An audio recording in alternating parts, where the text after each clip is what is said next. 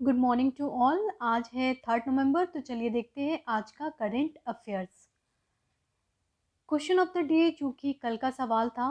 Recent G20 summit held at Rome Italy, who is sherpa from India.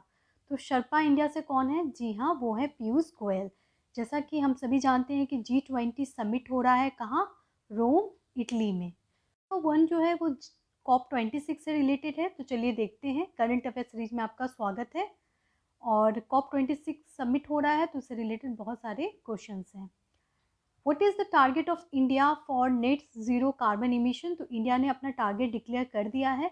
काफ़ी दिनों बाद काफ़ी कुछ हुआ। जैसा कि कल के न्यूज़ में मैंने कवर किया था कि एक वेबसाइट भी लॉन्च किया गया है, जिसमें इंडिया ने बताया कि zero carbon emission India date नहीं बता पाएगा, लेकिन आज की न्यूज़ है कि प्राइम मिनिस्टर ने डेट बता दिया है और 2070 तक इंडिया जो है वो नेट ज़ीरो कार्बन इमिशन करेगा।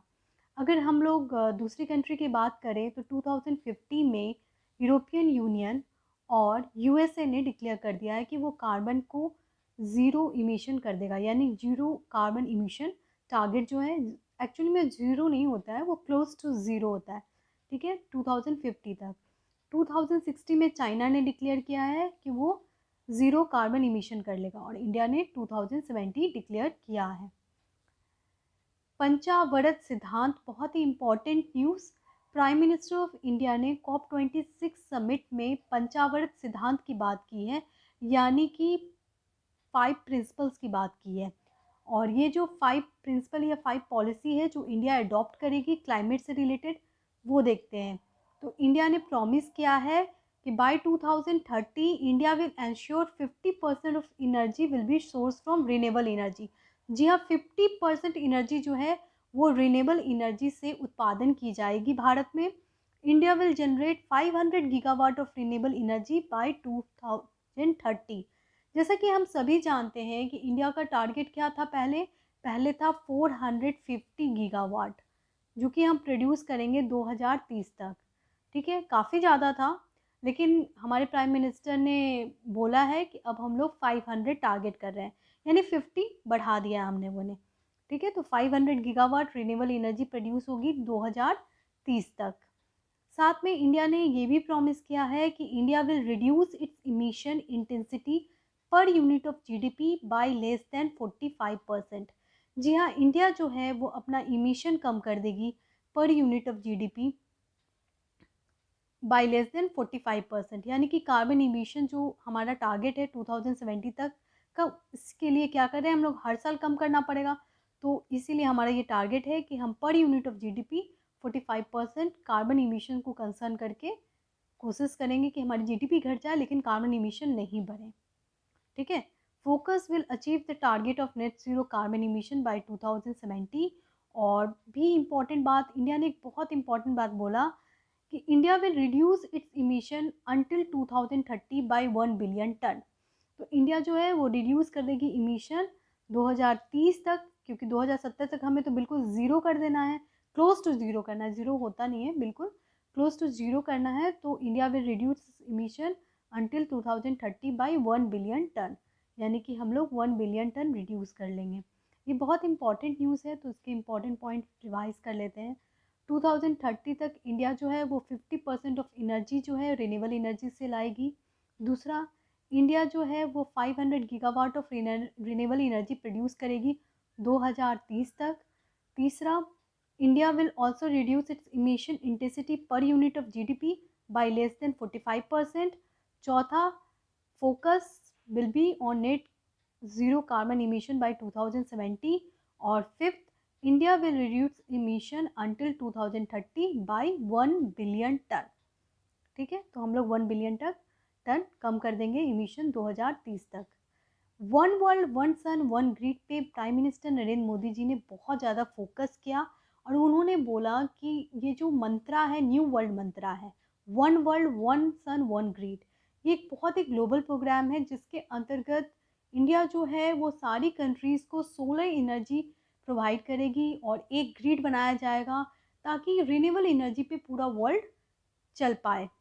ठीक है, इसरो ने इसके अंतर्गत एक कैलकुलेटर डेवलप कर रहा है। ISRO will develop a calculator to measure solar energy potential of any region. जी हाँ, इसरो क्या करेगा, एक कैलकुलेटर बनाएगा जो कि सोलर एनर्जी की पोटेंशियल को मेज़र कर पाएगा कि किस कंट्री में कितने सोलर एनर्जी उत्पादन हो सकती है। ठीक है, आगे बढ़ते हैं।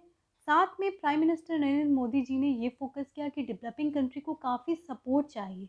ऐसे में 1 ट्रिलियन क्लाइमेट फिनांस होना चाहिए डेवलपिंग कंट्री के लिए, और पूरे ग्लोबल वर्ल्ड में जो भी डेवलप्ड नेशन है वो सपोर्ट करे और कम से कम 1 ट्रिलियन का फंड तैयार करे ताकि जो डेवलपिंग कंट्रीज है उनको सपोर्ट किया जाए। क्वेश्चन नंबर 2 पे आते हैं। Prime minister of India Narendra Modi has launch IRIS fund. What does R indicate in it?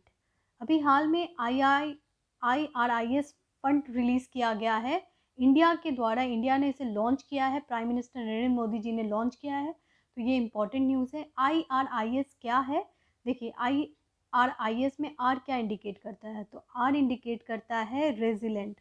ठीक है, तो infrastructure for resilient island program है, जिसके अंतर्गत जो भी छोटे छोटे आइलैंड हैं उनको सपोर्ट किया जाएगा, उनकी इंफ्रास्ट्रक्चर डेवलप की जाएगी और उनको सस्टेनेबल बनाया जाएगा ताकि वो एग्जिस्ट कर सके। प्राइम मिनिस्टर नरेंद्र मोदी जी ने कहा कि ये एक वैल्यूएबल कंसर्न है और एक ह्यूमैनिटी की तरफ कंसर्न है कि आइलैंड को बचाया जाए। ठीक है, infrastructure for resilient island. Disaster management training दी जा रही है इंडिया के द्वारा इन कंट्रीज़ में ताकि वो मैनेज कर पाएँ। साथ में इसरो ने एक स्पेशल डेटा विंडो तैयार किया है ताकि साइक्लोन का जो इम्पैक्ट होगा, कोरल रीफ इम्पैक्ट होगा, ये सैटेलाइट से मॉनिटर किया जाएगा और इन आइलैंड को बताया जाएगा ताकि वो अपने आप को प्रोटेक्ट कर पाए। क्वेश्चन नंबर 3 पे आते हैं। Who has launch the dairy Sahakar scheme at Gujarat Anand? तो किसने लॉन्च किया है डेयरी सहाकार स्कीम गुजरात में? तो ये लॉन्च किया गया है अमित शाह के द्वारा। अमित शाह जो है वो होम मिनिस्टर तो है ही, साथ में वो यूनियन मिनिस्टर ऑफ कॉपरेशन है और उन्होंने लॉन्च किया है डेयरी सहाकार। ये लॉन्च किया गया है अमूल के सेलिब्रेशन के लिए। अमूल 75th एनिवर्सरी सेलिब्रेट कर रहा है और इसी संदर्भ में गुजरात जाकर अमित शाह ने लॉन्च किया है ये प्रोग्राम, जिसका नाम है डेयरी सहाकार प्रोग्राम, जिसके अंतर्गत डेयरी प्रोडक्शन को बढ़ाया जाएगा ताकि फार्मर का इनकम डबल हो और आत्मनिर्भर भारत बने। तो इसका 2 पर्पस है। आगे बढ़ते हैं क्वेश्चन नंबर 4 की तरफ। अगर वीडियो में कोई डाउट है तो प्लीज़ पूछें। Kashmir has got first ever clean air floating theatre in which of the following lakes? और कश्मीर जो है वो first ever clean air floating theatre जो है वो बना रहा है किस लेक पे? तो देखिए, कश्मीर में बन रहा है क्लीन एयर फ्लोटिंग थिएटर दाल लेक पे। ठीक है, दाल लेक पे बन रहा है ये फ्लोटिंग थिएटर। बिल्कुल, यहाँ पे मूवी दिखाई जाएगी, फ्लोटिंग मूवीज़, मतलब तैरते हुए आप मूवी देख पाओगे। और ये जो थिएटर है इसमें मूवी दिखाई गई है, लॉन्च हो गया है। क्वेश्चन नंबर 5 पे आते हैं। मुला Periyar dam is in control of? काफ़ी ज़्यादा न्यूज़ में है मुला पेरियार डैम, वो कहाँ है? तो देखिए, ये जो है वो तमिलनाडु के कंट्रोल में है। अगर इसका लोकेशन हम लोग देखें तो ये जो है वो केरला में है। देखिए यहाँ पे केरला में है, लेकिन बहुत साल पहले राजाओं के बीच में ही डिस्कशन हो चुका था, एक एग्रीमेंट हुआ था जिसमें मुला पेरियार डैम के थ्रू पानी पहुंचाया जाता है तमिलनाडु में और वहां इरिगेशन को सपोर्ट किया जाता है। तो इस बात पे केस चल रही थी सुप्रीम कोर्ट में और बहुत ज़्यादा डिस्प्यूट में था ये रीजन। मुला पेरियार डैम केरला और तमिलनाडु के बीच में ये डिस्प्यूट चल रही थी और फैसला यही आया है कि मुला पेरियार डैम जो है वो अब तमिलनाडु के कंट्रोल में होगा। क्वेश्चन नंबर 6 पे आ जाते हैं। IRCTC and which company partner to reduce fraud in railway? Railway में जो फ्रॉड होता है उसको कम करने के लिए अभी हाल में IRCTC ने किस कंपनी के साथ पार्टनर किया है?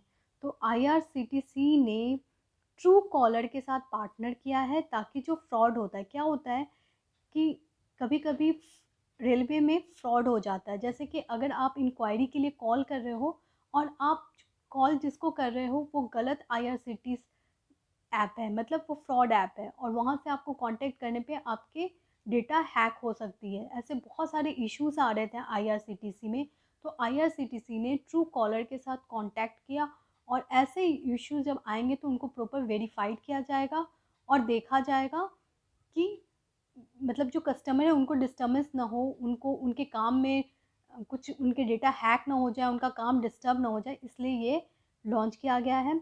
और रेलवे का हेल्पलाइन नंबर क्या है? 139। वो वेरीफाइड करेगा कि ये जो डुप्लीकेट आईआरसीटीसी ऐप है या कॉल है वो कहाँ से आ रहा है और वो कौन है, और उनको पकड़ा जाएगा। Question number 7, which company become the most valuable company of the world? अभी हाल में एक रिपोर्ट आया और उसमें बताया गया कि मोस्ट वैल्यूएबल कंपनी माइक्रोसॉफ्ट है। और इनफैक्ट माइक्रोसॉफ्ट जो है वो मार्केट को पूरी तरह से ऑक्युपाई किया हुआ है और कैपिटल भी इसका ज़्यादा है। तो इसने बीट कर दिया है एप्पल को और माइक्रोसॉफ्ट जो है अब बन गया है वर्ल्ड का मोस्ट वैल्यूएबल कंपनी। इसकी टोटल इनकम क्या है? 2.49 trillion. Question number 8, 10-year plan and a task force has made with which country regarding defense cooperation? अभी हाल में भारत ने किस कंट्री के साथ 10 साल का प्लान किया है और एक टास्क फोर्स बनाया है डिफेंस कॉरपोरेशन में? तो देखिए ये बनाया गया है इजराइल और इंडिया के बीच में। ठीक है, इंडिया और इजराइल ने एक 10-year प्लान किया है और एक टास्क फोर्स बनाया है। ये जो रोड मैप है वो बहुत इम्पॉर्टेंट है। ये डेवलप्ड हुआ है 15th वर्किंग ग्रुप मीट अभी हाल में हुई है इंडिया और इजराइल के बीच में। इस मीट में हमने 10 साल का प्लान किया है और एक टास्क फोर्स तैयार किया है डिफेंस कॉपरेशन में। और अगर हम लोग इजराइल की बात करें तो इंडिया ने इजराइल से बहुत सारे वेपन लिए हैं, जैसे कि फैल्कॉन, अवैक्स, हेरॉन। हेरॉन क्या है? हेरॉन ड्रोन है। ठीक है, तो हमने ड्रोन भी परचेज किया है कहाँ से? इजराइल से। क्वेश्चन नंबर 9 पे आते हैं। अगर वीडियो अच्छा लगे तो प्लीज़ लाइक कर दें, शेयर कर दें और चैनल को सब्सक्राइब कर लें अगर आपने नहीं किया है, ताकि आपको डेली नोटिफिकेशन मिल जाए। When is the international day to end immunity for crime against journalist? एक क्वेश्चन नंबर 9 जो है वो डे से रिलेटेड है। International day to end immunity for crime against journalism मनाया जाता है 2 नवंबर को, यानी कल था। ये डे इम्पॉर्टेंट है। ये जर्नलिस्ट के अगेंस्ट जो भी ह्यूमन राइट वायलेंस होता है उसको ख़त्म करने के लिए यूनाइटेड नेशन ने 2013 में ये डे बनाना स्टार्ट किया था और ये डे इसलिए इम्पॉर्टेंट है। तो ध्यान रखें, international day to end impunity for crimes against journalist. Question number 10 पे आते हैं। How many CNG station will be open in Bihar till December 2021? देखिए, ग्रीन हाउस गैस इमिशन को कम करना है और ग्रीन एनर्जी की तरफ मूव करना है। ऐसे में बहुत सारे स्टेप लिए जा रहे हैं गवर्नमेंट के द्वारा। तो बिहार में कितने सीएनजी ओपन किए गए हैं, ठीक है, तो आपको बताना है। तो वो टोटल ओपन किए गए हैं 21 सीएनजी ओपन किए जाएंगे दिसंबर 2021 तक। और ये सीएनजी स्टेशन ओपन किया जा रहा है बिहार में औरंगाबाद, रोहतास, कैमूर, गया, भोजपुर में। और ये जो कंप्रेस नेचुरल गैस है वो भी एक सोर्स ऑफ फ्यूल है, लेकिन इसमें पोल्यूशन कम होता है क्योंकि ये मीथेन गैस कंपोनेंट है इसका। ठीक है, तो ध्यान रखें। चलिए देखते हैं आज का सवाल। Where the 7th Indian navy frigate P11 35.6 class has been launch? अभी हाल में लॉन्च किया गया है 7 इंडियन नेवी फ्रिगेट। आपको बताना है कहाँ से। इसका आंसर आप कमेंट बॉक्स में दें और वीडियो अच्छा लगे तो लाइक कर दें, शेयर कर दें। Thanks to watch the video till last और इसी तरह पढ़ते रहें और ज़रूर चैनल को सब्सक्राइब कर लें। Thank you.